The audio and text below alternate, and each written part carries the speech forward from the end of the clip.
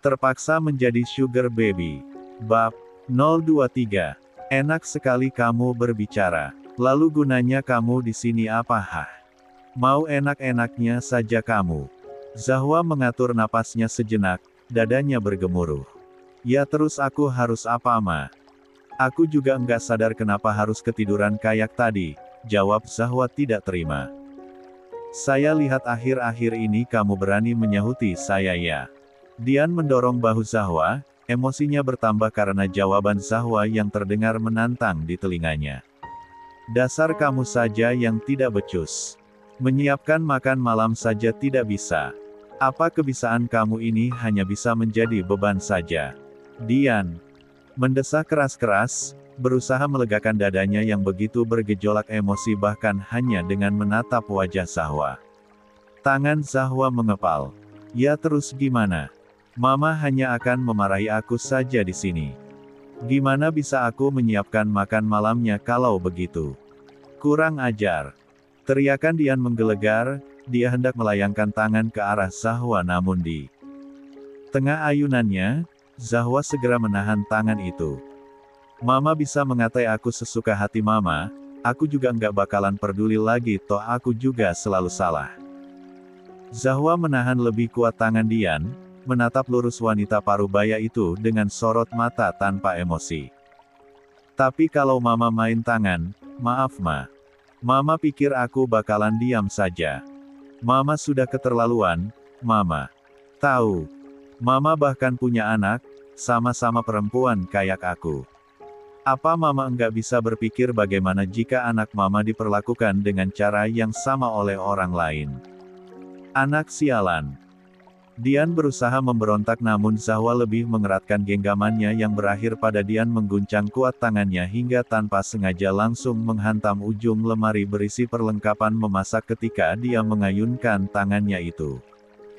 Menimbulkan bunyi yang kencang dilanjutkan juga dengan erangan kesakitan Dian 1 detik setelahnya. Zahwa, selalu saja di waktu begini, nasib sial lagi-lagi datang seolah menamparkan Zahwa. Plak. Kepala Zahwa terlempar kuat ke kanan tatkala Renata yang datang langsung melayangkan tamparan telak yang menghantam pipinya. Lo apain mama bangsat. Sejenak, kepala Zahwa rasanya berdengung. Pipinya langsung terasa panas lalu tak seberapa lama rasa kebas menjalar, bahkan mungkin hingga ke hatinya. Wajahnya hanya datar ketika menatap lurus pada Renata dan Wirya yang datang. Tadi, Dian sudah menyuruh Zahwa untuk menyiapkan makan malam yang lengkap karena dia akan malam dengan sang menantu dan Zahwa tidak menyangka, hanya karena dia ketiduran, situasinya berubah serumit ini. Dia mendorong Mama. Padahal Mama hanya menyuruh dia untuk menyiapkan makan malam. Sengaja sekali Dian berucap dengan nada suara sedih, memfitnah Zahwa begitu saja. Jika tidak ada Wirya di sini, Zahwa sekalian aku langsung balas memukulnya dengan cara yang lebih bengis. Kurang ajar lo bangsat, Renata murka, dia mendorong Zahwa hingga langsung menghantam pinggiran pintu kamar. Apa-apaan sih lo? Oh sudah mulai berani. Sudah mulai berani lo. Sialan. Kedua tangan Zahwa mengepal. Terlalu panas. Hatinya terlalu mendidih hanya untuk sekedar menyahuti teriakan murka Renata. Meski tubuhnya berdenyut sakit akibat terhantam pinggiran pintu yang keras, Zahwa seolah tak merasakan apapun. Saking emosinya, tubuh dan hatinya berubah mati rasa. Kenapa lo diam aja? Bener-bener YALO. Lo mau gue dorong juga? Mau gue dorong sampai geger otak lo sekalian? Renata maju, ingin menyerang Zahwa namun dengan sigap, Wirya menahan tubuhnya. Renata nampak memberontak namun kekuatan Wirya juga tak main-main hingga Renata jadi tak bisa bergerak maju. Sudah, Renata. Wirya melirik Zahwa yang hanya diam saja. Dengan mengerahkan energi lebih kuat, Wirya membawa mundur tubuh Zahwa yang memberontak.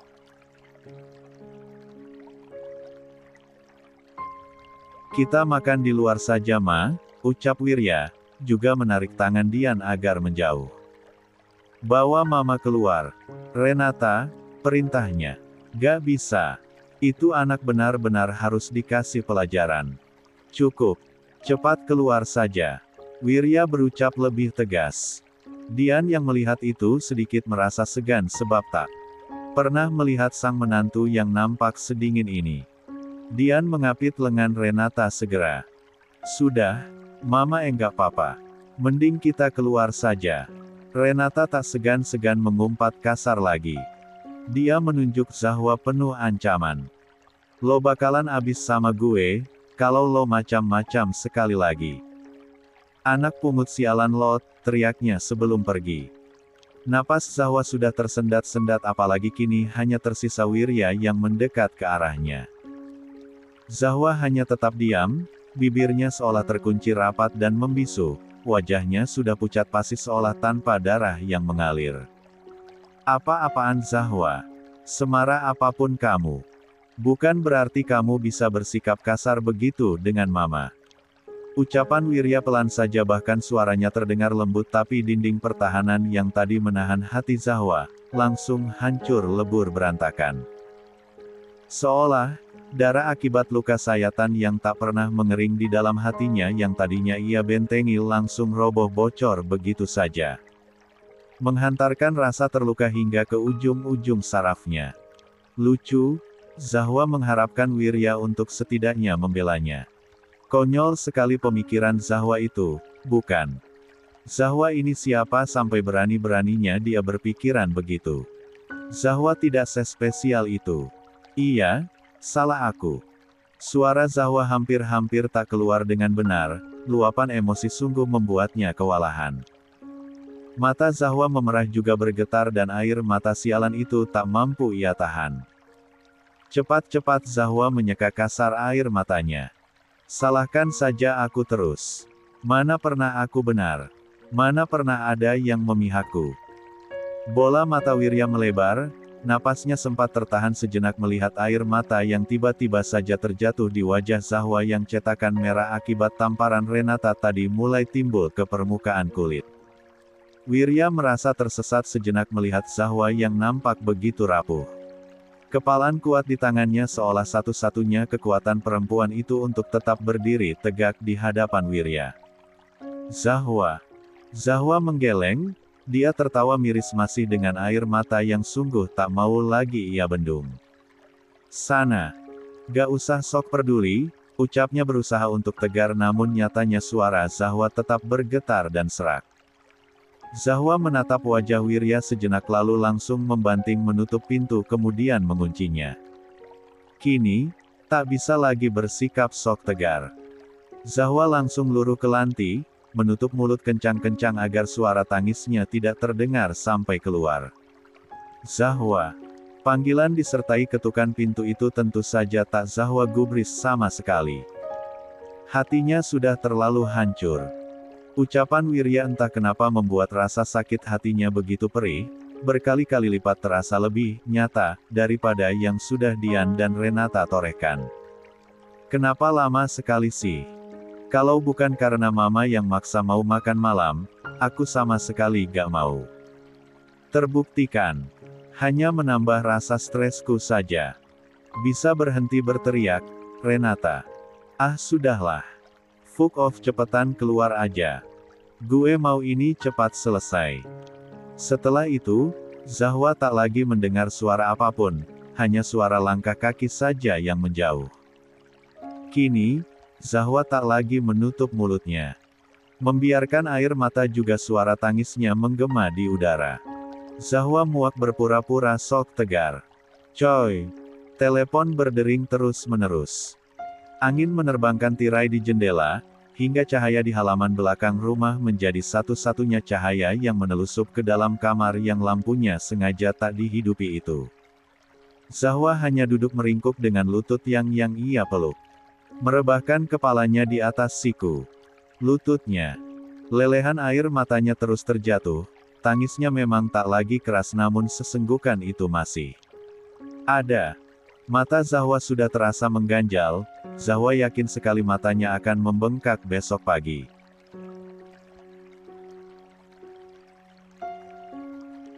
Kepalanya juga berputar-putar karena terlalu banyak menangis. Entah sudah berapa lama dia dalam posisi ini namun tubuh Zahwa terasa kebas juga kesemutan namun Zahwa enggan beranjak. Dia hanya ingin tetap diam tanpa melakukan apapun. Emosi Zahwa itu valid dan dia membiarkan itu mengalir. Meloloskan tanpa lagi menahan-nahan segala macam sampah, emosi di dalam hati yang sudah terlalu sesak dan menggunung. Akibatnya sekarang, Zahwa lemas setengah mati. Tenggorokannya juga kering karena terlalu banyak menangis. Energinya benar-benar terkuras habis. Dering telepon terus menjadi latar keheningan di dalam kamar yang nampak suram ini.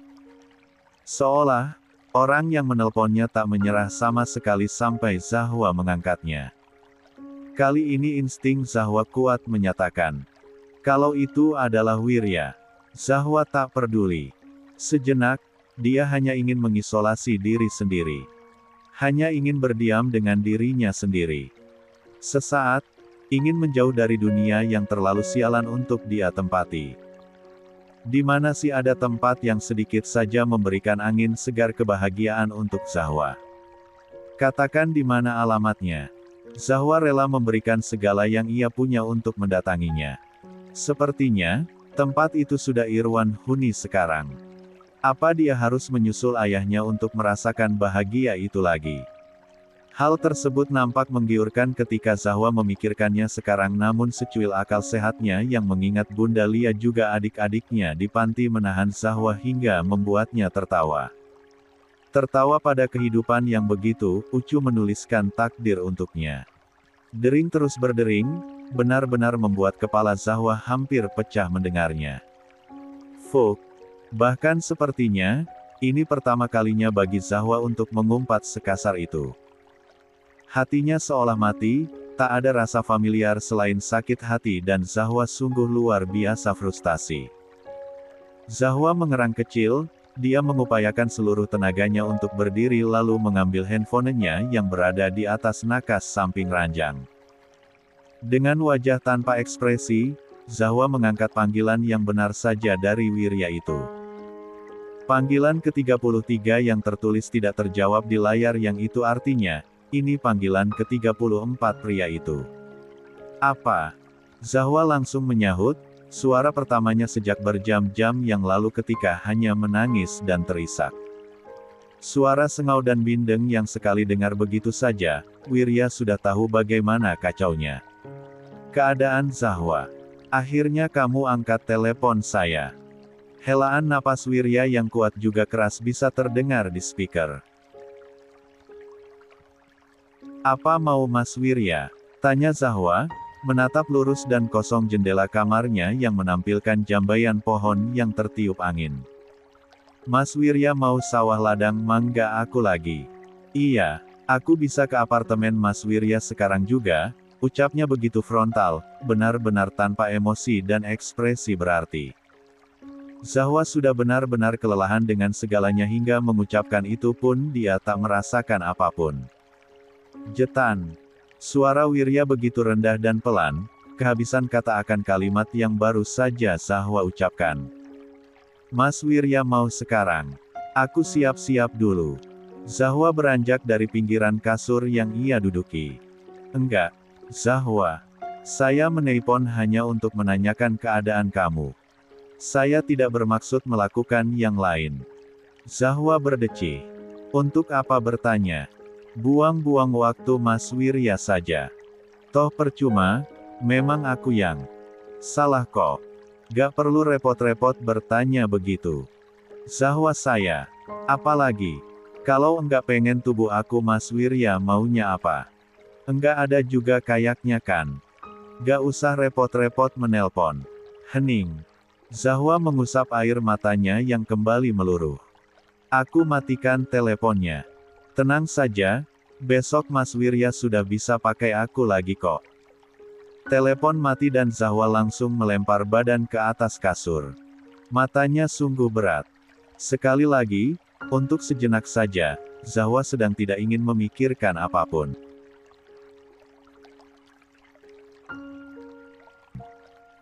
Sebentar saja, Zahwa ingin melupakan dunia dan juga sisinya yang luar biasa menjengkelkan. Seperti biasa, sejak pagi Zahwa sudah menjadi penghuni pertama perpustakaan umum kampus. Bedanya hanyalah pada matanya yang terbalut kacamata bulat besar. Seperti yang sudah Zahwa duga, matanya bengkak bahkan di tahap yang membuat Zahwa ngeri sendiri. Sekarang saja sungguh terasa tidak nyaman karena seolah ada sesuatu yang mengganjal di pelupuk matanya, membuat Zahwa kesusahan melihat layar laptopnya sendiri. Pun sebenarnya Zahwa juga sedang tidak dalam keinginan untuk melakukan apapun. Beruntung, bab 2 skripsinya yang akan dirinya konsultasikan 2 jam lagi ini sudah tuntas ia kerjakan sejak kemarin lusa. Otak Zahwa sedang terlalu lelah sekarang pun badannya yang lemas sebab energinya belum pulih sepenuhnya membuatnya semakin sulit untuk mengeluarkan tenaga ekstra melanjutkan pengerjaan skripsinya. Alhasil, Zahwa hanya berpangku tangan, menatap kosong jendela perpustakaan yang bisa memperlihatkan dengan jelas suasana perkotaan yang belum tertutupi polusi karena masih pagi. Pikiran Zahwa terlalu kacau kemarin, segala tindak tanduknya hanya berdasarkan emosi bukan logika. Dan sekarang ketika emosinya sudah perlahan terurai dan otaknya mulai sedikit lebih lancar berpikir, Zahwa segera sadar ucapannya kepada Wirya kemarin agaknya sedikit keterlaluan. Benar atau salah, kejam atau tidak, dua perbandingan itu tak bisa dipakai karena, kasarnya, Wirya sudah membayarnya dan memang harus begitulah Zahwa bekerja. Profesionalisme, katanya. Itu hanya menggema di kepala, karena prakteknya Zahwa masih belum bisa melaksanakannya. Mendengar Wirya yang juga memojokkannya sama seperti Renata dan Dian, Zahwa tak bisa mengontrol rasa sakit hatinya. Sekarang ketika Zahwa mulai memikirkannya lebih dalam, dia juga tersadar bahwa dia bereaksi berlebihan dan sedikit janggal hanya karena Wirya menyalahkannya kemarin. Maksudnya, kenapa harus merasa sesakit hati itu? Sepertinya bukan tanpa alasan Zahwa merasa begitu. Kemarin lusa dia merasa senang Wirya yang mendengar keluhannya dengan baik bahkan merespon dengan begitu patuh segala penuturan jujur Zahwa yang tidak suka akan sikapnya ketika sudah dikuasai emosi. Zahwa tanpa sadar berharap pada pria itu tapi harapan Zahwa tidak sesuai dengan realita dan itulah kenapa Zahwa merasa hatinya begitu patah karena Wirya yang menegurnya bukan memihaknya. Harapan semengerikan itu, bukan? Bodoh, Zahwa. Entah sudah berapa kali Zahwa membatin merutuki dirinya sendiri yang terlalu berharap. Semua chat beruntun Wirya tak ia baca bahkan panggilan dari pria itu juga tidak ia gubris lagi sejak kemarin. Zahwa takut menghadapi Wirya juga tidak tahu harus bersikap bagaimana di hadapan pria itu. Zahwa benar-benar tidak siap. Ironis, padahal mereka baru saja bertengkar kemarin lusa lalu berbaikan detik itu juga kebesokannya mereka memulai perang emosi lagi.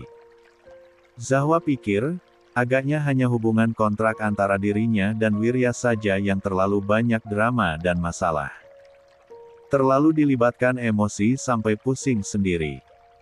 Jika saja mereka tidak terikat hubungan keluarga, jika saja mereka hanyalah orang asing di kehidupan masing-masing, Zahwa yakin dia akan lebih bisa bersikap mengandalkan akal sehat tanpa perasaan begini. Dering pelan handphonenya cepat-cepat membuat Zahwa menutupi speaker sebab ini di perpustakaan, keributan dilarang keras di dalamnya. Melihat nomor tidak dikenal yang menelponnya, Zahwa mengernyit. Meski ragu karena Zahwa paling tidak suka berbicara dengan orang asik sebab rasanya parno sekali, Zahwa tetap mengangkat teleponnya. Atas nama Mbak Zahwa Anastasia. Iya, Pak. Saya sendiri, ada apa ya? Tanya Zahwa ketika mendengar suara seperti seorang bapak-bapak di telepon. Saya dari ojek online, ada pesanan atas nama mbaknya. Ini saya sudah di kampus, harus diantar kemana ya kira-kira Mbak? Tapi saya tidak memesan makanan Pak, jawab Zahwa keheranan. Maksud saya, ini diantar untuk Mbak Zahwa. Pesanan atas nama Wirya, Mbak. Kata pacar mbaknya dikirim ke kampus. Hah? Zahwa terlonjak kaget. Pacar. Bukan Pak. Bukan pacar saya, elak Zahwa kelabakan sendiri. Aduh, saya sudah sering dapat pesanan kayak begini. Mbak dan Masnya lagi berantem ya. Ini Masnya minta disampaikan sesuatu ke Mbak Zahwa juga. Apa Pak? Lebih baik saya sampaikan langsung saja sekalian antar makanan ini. Kemana ya saya menemui mbaknya? Zahwa berdehem untuk melegakan tenggorokannya yang tercekat. Ke perpustakaan pusat Pak, saya akan menunggu di pinggir jalan. Saya pakai kemeja biru muda ya. Baik, Mbak. Saya ke sana sekarang. Meski masih terkaget, Zahwa merapikan semua barang-barangnya lalu memasukkannya ke dalam tas sebab di perpustakaan tidak diperbolehkan untuk membawa makanan. Setelah selesai, Zahwa cepat-cepat keluar lalu menunggu di pinggir jalan dengan gelisah. Tak sampai 1 menit, seorang bapak-bapak berjaket hijau berhenti di hadapannya dengan senyum sopan. Mbak Zahwa ya? Iya Pak. Nah ini pesanan makanannya, ucap bapak itu memberikan kantong plastik putih dengan logo dan tulisan sebuah restoran Jepang terkenal di luarannya. Terus yang mau disampaikan katanya apa, Pak? Mengabaikan makanan dari restoran mahal itu, Zahwa bertanya sesuatu yang membuat hatinya tiba-tiba saja gelisah. Bapak ojol menahan senyum. Dasar, anak muda. Batinnya. Masnya minta maaf Mbak, katanya omongan dia kemarin tidak bermaksud menyakiti mbaknya. Tapi kayaknya mbak sudah terlanjur sakit hati, jadi dia minta maaf banget. Ini dari restoran favoritnya, susinya enak katanya. Kalau Mbak Zahwa berkenan, tolong catnya dibaca.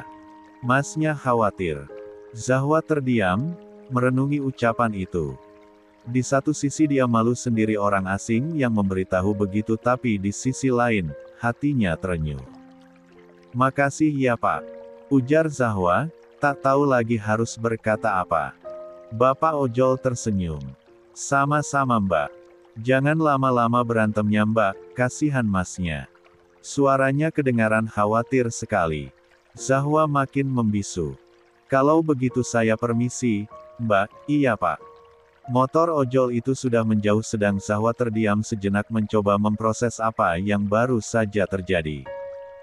Perlahan matanya tertuju pada plastik di tangan yang nampak menggembung, sepertinya makanan di dalamnya. Banyak sekali. Zahwa segera saja menuju taman kampus. Memang letaknya lumayan jauh dari dirinya berada sekarang namun Zahwa tetap berjalan kaki ke sana sebab taman kampus biasanya sepi pun tempatnya juga rindang penuh pepohonan tinggi sehingga terasa adem. Zahwa perlu tempat yang nyaman untuk menghadapi apa yang terjadi. Sekarang, 10 menit berjalan kaki, Zahwa duduk di kursi taman yang memang disediakan. Sengaja menjauh dari orang-orang agar bisa sendirian dan tidak terganggu.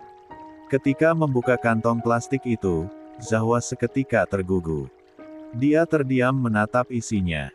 Bukan hanya berbagai macam sushi di dalam plastik bening isinya namun juga 5 coklat dengan berbagai macam merek.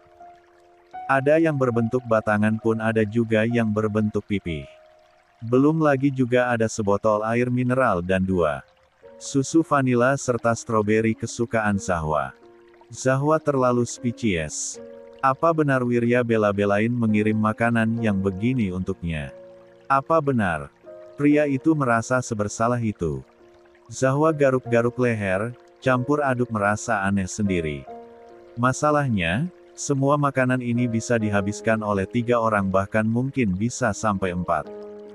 Bagaimana cara Zahwa memakannya?